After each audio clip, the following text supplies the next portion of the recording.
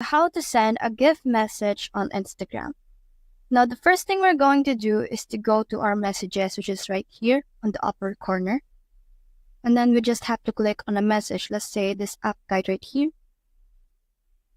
Now, we want to type in a message to them.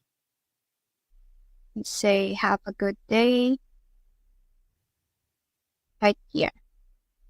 So in order for us to send a gift message, all we have to do is to click on this button right here. And then we have different choices on how we want to send our message. So to send a gift message, you just have to click on this one, and it automatically sends the message as a gift, like this. So if we want to see the message being unraveled, we just have to go to our another account, right here.